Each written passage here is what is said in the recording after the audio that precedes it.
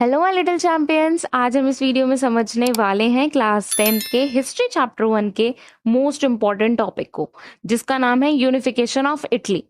और ये टॉपिक और यू कैन से ये क्वेश्चन आपसे ऑलमोस्ट हर बार पूछा जाता है, ठीक है। और ये आता भी 3 to 5 मार्क्स में है, तो इसलिए इसको बिल्कुल नहीं छोड़ के जाना है। तो चलिए फटाफट से स्टार्ट करते हैं। तो सबसे पहले हम समझेंगे कि जब इटली यूनिफाई नहीं हुआ था तो उससे पहले इटली कैसा था।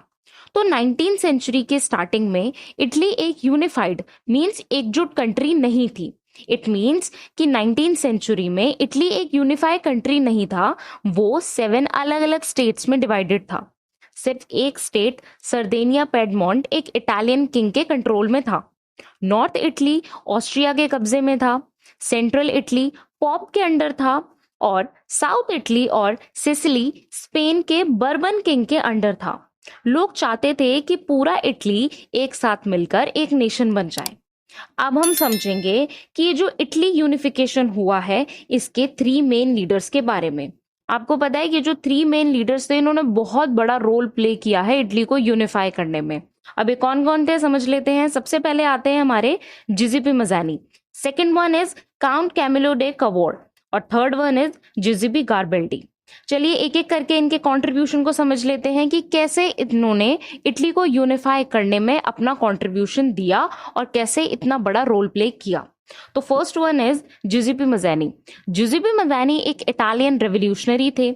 उन्होंने यंग इटली नाम का सीक्रेट ग्रुप बनाया था। मज़ानी चाहते थे कि इटली एक डेमोक्रेटिक रिपब्लिक बने, मींस जिसमें किंग ना हो, इट मींस राजा महाराजा ना हो। उन्होंने मोनार्की और फॉरेन रूल के खिलाफ आवाज उठाई। उनके अटेम्प्ट्स फेल हो गए, पर उनके आइडियाज ने लोगों को इंस्पायर किया। जिजिपी मज़ानी ने ही यूनिफिकेशन का बीज बोया था। अब सेकंड लीडर आते हैं काउंट कैमिलो डे कवोट। ये सरदेनिया पेडमोंट के प्राइम मिनिस्टर थे। ये एक स्मार्ट और प्रैक्टिकल लीडर थे। इनका गोल था कि इटली को एक पावरफुल मोनार्कियल नेशन बनाया जाए, मींस राजा के अंडर एक पावरफुल नेशन बनाया जाए। उन्होंने डिप्लोमेसी और वॉर का यूज किया। 1859 में उन्होंने फ्रांस नेपोलियन 3 के साथ मिलकर ऑस्ट्रिया के खिलाफ लड़ाई लड़ी। लैम्बोर्डी नाम के रीजन जीतकर इटली में मिला दिया। इट मींस कि ये जो लैम्बोर्डी नाम का रीजन था इसको जीतकर इन्होंने इटली के साथ ही मिला दिया। थर्ड लीडर आते हैं हमारे जिजिपी गारबेल्डी। गारबेल्डी एक पेट्रोटिक और ब्रेव लीडर थे। उन्होंने रेड शर्ट नाम की वॉलंटियर आर्मी बनाई। 1860 में उन्होंने साउथ इटली और सिसिली पर अटैक किया और उसको जीत लिया, लेकिन उन्होंने ये टेरिटरीज विक्टर एमेनुएल II को दे दी, खुद रूल नहीं किया। गारबेल्डी ने इटली के साउथ को नॉर्थ के साथ जोड़ दिया। इट मींस गारबेल्डी ने इटली का जो साउथ पोर्शन था उसको नॉर्थ पोर्शन के साथ जोड़ दिया। अब हम समझेंगे कि इटली का यूनिफिकेशन आके कैसे कंप्लीट हुआ। अब तक हमने समझा कि 19th सेंचुरी में इटली कैसा था, यूनिफिकेशन से पहले इटली कैसा था, फिर उसके बाद हमने समझा कि ऐसे वो कौन से लीडर्स थे जिन्होंने अपना बहुत बड़ा रोल प्ले किया इटली को यूनिफाई करने के लिए। मगर अब हम समझेंगे कि आखिर यूनिफिकेशन ये कंप्लीट कैसे हुई। गारबेल्डी के बाद ज्यादातर इटली के पार्ट्स सरदेनिया पेडमोंट के अंडर आ गए। 1861 में विक्टर एमेनुएल II को यूनाइटेड इटली का किंग घोषित कर दिया गया, लेकिन अभी भी वेनेटिया ऑस्ट्रिया के पास था। रोम पॉप के कंट्रोल में था जिसे फ्रांस प्रोटेक्ट कर रहा था।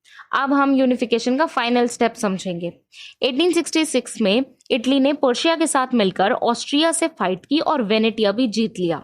1870 में फ्रांस अपने ट्रूप्स वापस ले गया तो इटली ने रोम को भी अपने साथ मिला लिया।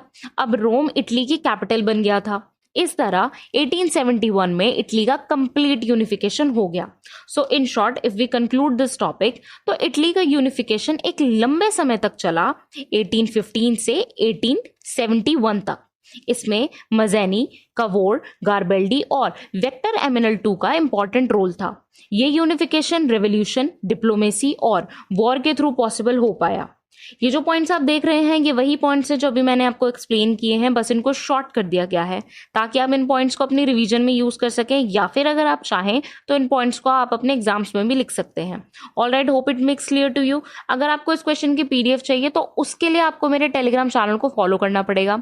वहां पर आपको सभी इंपॉर्टेंट क्वेश्चंस की पीडीएफ मिल जाएंगी और आपको मेरे टेलीग्राम चैनल का लिंक कहां से मिलेगा, इस वीडियो के डिस्क्रिप्शन बॉक्स में। So stay tuned and thanks for watching.